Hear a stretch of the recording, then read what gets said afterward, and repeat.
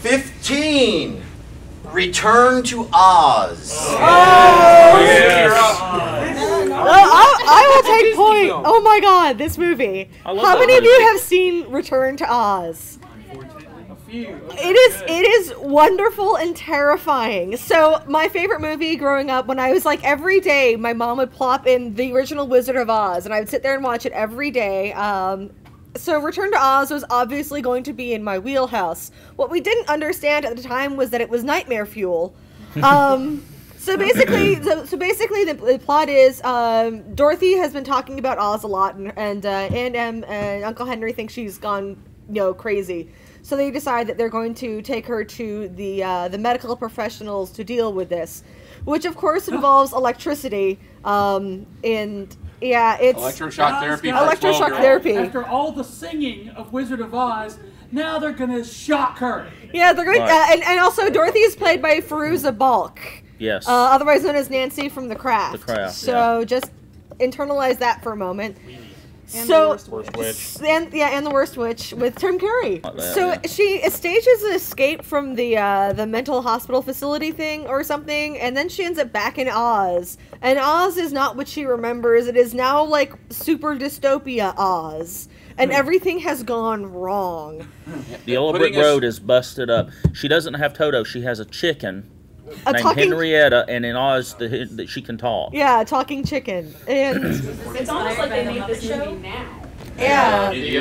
No, I was just going to say, I was the only kid in my grade school at the time that was reading the Oz books. I was reading them religiously. I was reading Land of Oz, Tin Woodsman of Oz, TikTok of Oz. I still have all the paperbacks from Del Rey. And I got into as much as a fourth grade argument can go. I got into an argument with my friend, and he was like, Wizard of Oz is better. And I said, no, Return to Oz is better. And he was like, what are you talking about? I said, because the Tin Woodsman looks like he's supposed to look, the Scarecrow looks like he's supposed to look, and they're not sitting around dancing and singing. They look like they do in the original illustrations, which I love. Right. I love that. Yeah. Yeah. They just look perfect. Yeah. So even in the 4th grade, you were that kid that's like, the book's better. Yeah. He was that guy. Oh, God. Number 9. Cocoon. I love this movie. The lasting legacy of this film was kind of a scarring experience. Because, you think of Wilford Brimley, and now you think of him as diabetes. But, back then it's like, I'm going to get some. And it's just absolute. I mean, I watched this film because growing up we had HBO. And HBO would show like movies over and over again. It's why I still remember Los Lobos Kick Your Ass, and like word for word. And it was a Steve Guttenberg film, and people like to make fun of Steve Guttenberg, but he was a thing. He was he was huge. He was like a huge actor, and it's not a bad movie. It's just I think because I watched it so much, I now can't stand it. It's in the same genre as like Batteries Not Included. It's a low to mid range, or low to mid budget kind of sci-fi film. It's just a feel good kind of flick. And you're not like the first time I saw it, I didn't like it. 'Cause I think you're expecting it to be about the aliens, and it's really not. It's about the effect the aliens' presence has on these older people. We'll never be sick, we won't get any older, and we won't ever die. And I've seen it probably a dozen times since then. I even like Cocoon: The Return, where they kind of did the same thing all over again. Pitched a TNG episode based on this film. Yeah. They did not make it. That's a good thing. It weirded me out though that the aliens just look like human beings that have been in a pool too long. Yeah. But they glow. Yeah, and they can fly. Right, but they look like just wrinkled pool thumbs. Now I'm never going to see that. That describes Brian Denny pretty good. Number 19. Dick Tracy. Dick Tracy. All right, you start. Me? Okay. Yes. Okay. So I loved the comic book as a child, and it was the first time that I was able to connect with my father because we were cleaning out my granddad's attic, and I found this huge metal Dick Tracy car from the late 50s. And I realized that the movie hadn't come out yet, but I was still reading the comics, and I thought my dad and I have something in common. And so then when the movie was announced and it was going to come out, I was really excited. And it was the summer right before I had to move to England, so we were living in a hotel. And I go see this film, and I walked away from it saying, love the colors, love the Tommy guns, wish Warren Beatty had just directed and not been Dick Tracy in it. Now I'm going to go buy some of those really ugly action figures that look like Morlocks. The action figure line was terrible. It was terrible, but I just, that whole summer, like, it's more about the experience of the summer of '90 almost, because they were trying to one-up Batman. Yeah, So, I was about to say that. So they're like, we're going to put yellow everywhere. We're going to have yellow toilet paper in all the restaurants with Dick Tracy branding on it. I mean, it was just unlike any other time. Everywhere I turn, it's Tracy, Tracy, Tracy. You mind if I call you Dick? Who here had the shirt with the ticket on it that you got you got to go to the free midnight show? Right. Ooh. This guy right here. And it 12:01 a.m. on whatever day it was. Yeah. Is this the one that had the music by Sondheim? Yes. And Madonna. Madonna was in it. That's not the important part. The important part is Sondheim. Right. Yes. And apparently Warren Beatty is just a huge Dick Tracy nut. Oh, yeah. Because he recently made a, was it in 2000? Yeah. Where he made a interview with Leonard Maltin as Dick Tracy, strictly, and it was like shown once and never again, but strictly so he could continue to hold the rights. Right. Yeah, it's on YouTube. Dick Tracy was just it was such a crazy time because after Batman, Yeah, everybody wanted to do a comic book thing. after Batman, we thought, oh my gosh, this comic book movie thing might work. And then the next year was just Dick Tracy, and that was it. Right. And it's the only movie I've ever walked out of. Wow. I hated it.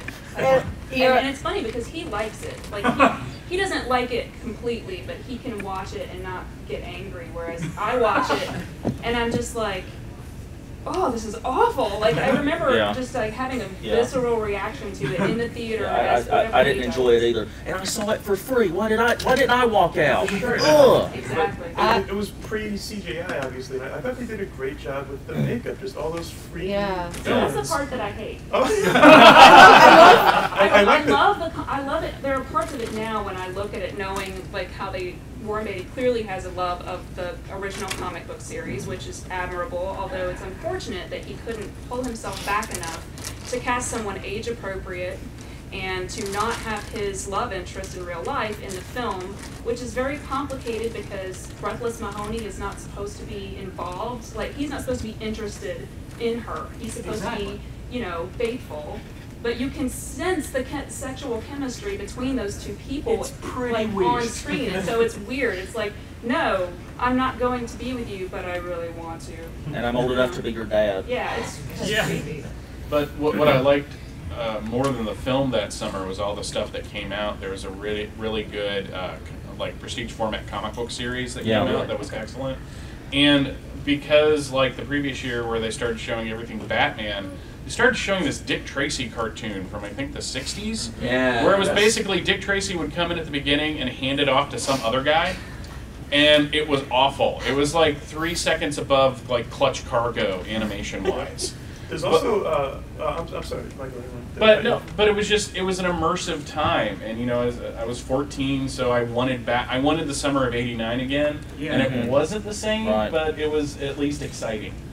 But speaking of that cartoon, though, I assume this is on YouTube. I got it on a bootleg tape a million years ago, but there was a live-action Dick Tracy pilot from the '60s also, which is pretty crazy. I guess it was probably in the wake of that. I have seen this. Yeah. In the opening credits of it, I don't think she's actually in the episode, but the opening credits show Eve Plum from Brady Bunch. The makers of Batman made that Dick Tracy pilot. Yeah.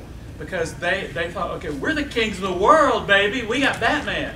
So they tried everything. They tried that and Wonder Woman. Yes. Which some of you may have seen. It's amazing. Yes. But that we can do that on another panel. But that pilot is it's like the comic strip, and it's just 20 minutes. Here's the comic strip. The theme song, the lyrics are Dick Tracy, he's a good cop. Yeah. Next roller. Next roller. Go ahead. No, I was going to say that one of the things that I will say about Dick Tracy is that the aesthetics of the movie ended up kind of paving the way for like Sin City. And And also thanks to that being a comic book movie, we end up getting such classics like The Phantom. So I love The Phantom. Oh, Billy Zane. That may be next. You poor bastard. Any movie with Patrick McGowan it can't be all bad. Weird Al's gonna make a roll. I don't know about this because I lost on Jeopardy, but Oh! Credit for staying in character, sir. Number 13. Yes, lucky 13. Apollo 13. All right. You're up with that We reaction. know what we're doing, everybody. I love this movie. It's a good movie. Really. This movie came out at a time that was sort of like, it was really important to me. It actually came out the summer I went to space camp. So good. So good. And what I love that, I mean, it's your standard, like, American will triumph over this adversity thing, but, like, it makes you want to look into the history and see more about what was actually going on with this mission and how stressful it really, really was.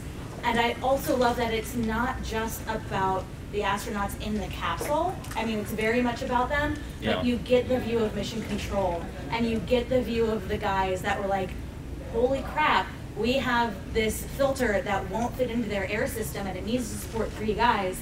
This is what we have, and we need to fix this. We gotta find a way to make this fit into the hole for this. Using nothing but that. They dumped out just They a just bunch of jump out odds the and box. Here's what these guys have And up there. they took out their pens. Like, they don't have that up there. You can't have it in here. You know, that scene is probably my favorite scene of the entire movie. Yeah. Where they're like, just dump it out and we're like, we need to figure this out. Because that kind of creative problem solving is just so interesting and fascinating and exciting for me. But this movie made Mission Control at that time, because things have changed, made Mission Control a goal for me and made Gene Kranz like my hero. And to follow on what Sue was saying too, this movie even went beyond just the heroes that were up on Apollo 13 or the ones in Mission Control. It went to the families as well and made heroes out of the wives who were waiting there on pins and needles. You know, are they going to make it out of this one? I felt, had a deep emotional bond with those scenes too, because it made you feel for those families. I love to see where the mother says, if it's a washing machine, it doesn't matter if it's a washing machine. If it can fly, my son can pilot it. Yeah. And from this, we got Tom Hanks's From the Earth to the Moon. Yes. Yeah. Right. Which is an excellent TV series. Yes. But no, this is one of those movies where right from the jump with the opening music, you're in love with it. I literally, every time I'm flipping through channels and this is on, I don't care what part of the film. It could be like the first 10 minutes. It could be, they're crashing it, back into the atmosphere. I will watch it just because I love the actors, and it's kind of a fun spot the actor thing too, because it's like Mark McClure's in it, like Jimmy Olsen from Superman, and the kid from Real Genius is in it as well. I mean, it's one of those things where everything came together at the right time with the right cast and the right director to produce an American classic. It was fun seeing Gary Sinise and Tom Hanks again. Yeah. Forrest Gump, even though they're not on screen together. And they shot this in zero gravity. They used one of those planes that does the parabolic. The vomit. Yes. They shot that seconds at a time. Yes. Oh, by the way, we did a story about the vomit comet when I worked at the newspaper, and I got in trouble for including the word vomit in a newspaper headline. Because that's amazing stories. We got We got She did it! Battlefield Earth. Okay. Daughter of James Palmer. Like, hit us with the one. Here's my story for Battlefield Earth, right? It was on cable one time. I'm watching it on cable, and I'm sitting there from the very beginning like, this is really an interesting concept. This is kind of cool. This is, and then John Travolta. Wait a second. Hang on, and then it ended, and then it was on a loop. They're doing the marathons again, so it starts over. Like, well, I'm gonna watch it again because that was kind of cool. I'm gonna do it. No, God no, no, God no, turn it off. It was one of those where it was like an interesting concept at first for my younger brain. I was like, I can see where this could go, and then when I was replaying again, it was like, why am I watching this? I think that was what everybody was thinking. It's not even fun to watch being riffed. I don't know. I think it's kind of fun on riff tracks. Like, Yeah, that's the it only way I is. can get through it. When I was in middle school, whenever the novel came out, it had the little foil sticker that said "soon to be a major motion picture." That was a threat to all of us. We were being threatened on the cover of a book. And I was always intimidated by the book because I mean it's like this. It's Well, here's the thing. It's a doorstop. Yeah. It's 1,066 pages. Yes. And I know that because I finished it, and it was a nightmare.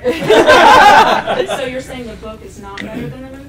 No. Is the movie better than the book? No. They somehow managed to be worse than each other. The movie is. It's like strapping a buttered toast to the back of a cat. It's this rotating engine of awful. The movie is like the first 500-something pages of the You ever book. heard that? You invent anti-gravity because butter always lands, toast always lands, butter side down. Cat always lands on his feet. No, So see, Strap buttered toast. Anyway, popularized the idea of cats being graceful. But had never met a cat. what happened was, I was a reader like tons of you guys, and this book was like my Moby Dick. It was like a challenge. Like that's 1,066 pages. Oh, I'm gonna finish it. And get this. Even my English teacher said, no, stop. Don't finish it. But then Don't do this to yourself. You have so much to live for. Exactly. This is the greatest It took me like after-school an special entire ever. year because I stopped at one point. I was like, nah! And then finally I had to slog through it and finish it. And then they finally made the movie. And every character in that movie is like a garbage sack of mayonnaise. I mean, this is a movie that almost totaled. It almost totaled Travolta's career. It completely totaled the poor guy who had the lead. Harry Pepper. It almost totaled Forrest Whitaker's career. Is that where he got the eye? I think that's where he got the eye. Yeah, you saw the movie and it just People give the movie Thor a lot of crap for Dutch angles, those rotated scenes with the camera. The entire movie. The entire movie of Battlefield Earth is not only Dutch angles, but during the middle of a scene, it'll be like this, and then you do this, and then back again. You get seasick watching this movie. Everyone is on Stilts. They're on stilts, and the cod pieces. I just If I never hear Travolta say "the man animal" again, Or his best and delivery. they were planning a sequel, and I'm sure. oh, Travolta it ends on that "we're coming back" note. Yeah. Yeah, it was like hot dog. Was that the reaction they wanted from us? Hot dang! Can't wait for Battlefield Earth 2. Well, and you can tell John Travolta had fun playing. Oh, playing he's this- having a ball. playing this We're not, Cyclo but guy. This was his dream movie because he's a Exactly. Scientologist and he wanted to bring this out, and he was all about Battlefield Earth for like years. But it's like his worst acting ever. Yeah. Which is saying a This lot. is saying a lot. This isn't cheesy. This is worse than Right. His best worst delivery in his career is in that movie. Do you want lunch? Where he grabs the rat and he's like, "Do you want lunch?"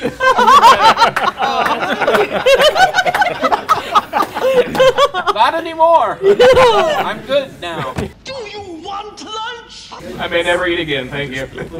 So much. I just want to know what pilots, but specifically Harrier pilots, think of this movie.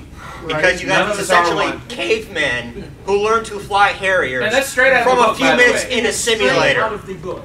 Ah! Now, here's my story with the book. It was like this thick. I took an exact. I wanted to read it because it's a sci-fi novel, whatever. But I didn't want to carry this tome around, so I took an X-Acto blade and split it in half. And I had made sure to lose the second half. The funny thing about that is, there was a lot of criticism about Jurassic World for them being able to start those Jeeps after 20 years and escape from the dinosaurs. Well, these Harrier jets have been sitting around for how long? that too, right. The oil seals are still fine. There's no problems with the internal components. I got a classic car that sat for 8 months and started leaking, so I don't know how. It's a DeLorean. It was actually a car commercial. So Right. what they're saying is if you buy this Jeep, Right. it'll still work in 20 years. So if you buy a Harrier, it will still work centuries from now. I guess so. Dust it off. Like So- John Travolta. That's why we're keeping them all in the desert in Arizona, right? Right. All right. We'll say last roll. I really hope it's the one you want. I really want 6. Darkland. 6. Or Thundercats. I don't care. I can talk Oh, it about was so politics. close, but it is 11. It is Teen Wolf. Man, this is when Michael J. Fox was on a roll. This is a funny movie to me because it's where my worlds start colliding. Because the guy that wrote the Batman: The Long Halloween, Dark Victory, Hush, Superman for All Seasons, co-wrote this movie, Jeff Loeb. And when they started making this film, Michael J. Fox was not popular. In week 3, they moved Family Ties from whatever night it was on to right after the Cosby Show. And it became part of that Thursday night. And NBC. Yeah, and suddenly the extras were just going crazy over him. I like this film because it was an example of somebody in the 80s taking a concept, I was a teenage werewolf, and turning it into the quintessential 80s film. You had the friend, Styles, who was all wacky. You had the girl he kind of liked. You had the blonde that he did like but shouldn't like. I mean, it's actually a very endearing movie that has one Easter egg at the end. Does everybody know about the scene at the end? Yeah. With the dude dropping his pants while everyone's cheering after Michael J. Fox makes the final basket. Yeah, actually. Yeah, some dude drops his pants. It's on YouTube. Don't watch it. The story I love from behind the scenes of this movie is that Michael J. Fox was filming this movie in the neighborhoods in Pasadena and saw them location scouting for Back to the Future. And he asked his crew members who were in the know, what's going on? And they said, they're scouting for another movie that Steven Spielberg is producing. And he was like, gosh, I wish I could be in a movie like that. and then, sure enough, he ends up being in that film, which I just love that story. I came to this, I came late to the party for this movie. I didn't see it when it came out. I didn't see it until after I had seen the Teen Wolf cartoon, which is a very different animal, pardon the pun. He still has to keep his wolf identity a secret, and he has these really cool old world grandparents that are always running around in wolf form, and his grandpa gets up on the roof and he's howling at the moon, and his granny's making goulash, and everything's all crazy, and he's got to keep his wolfing out a secret. So when I saw the movie, I was like, what in the world? But I like it now. I appreciate it for what it is. It's about popularity and. I have to respect Styles' t-shirts. Yes. Give some respect. Every scene, different shirt. Yes. And without saying a word, Teen Wolf's dad, when Styles walks in behind him, he goes, "Nice shirt, Styles." Didn't even see it. Knows it's a nice shirt. I love the dad. Yeah, in the this dad. movie. The dad relationship is pretty much the best thing in the movie. When he faces off against the principal at the end of the film, that's the ultimate "don't mess with my kid" thing. That was just fantastic. Oh yeah, ladies and gentlemen, and that's the video. We'll post it.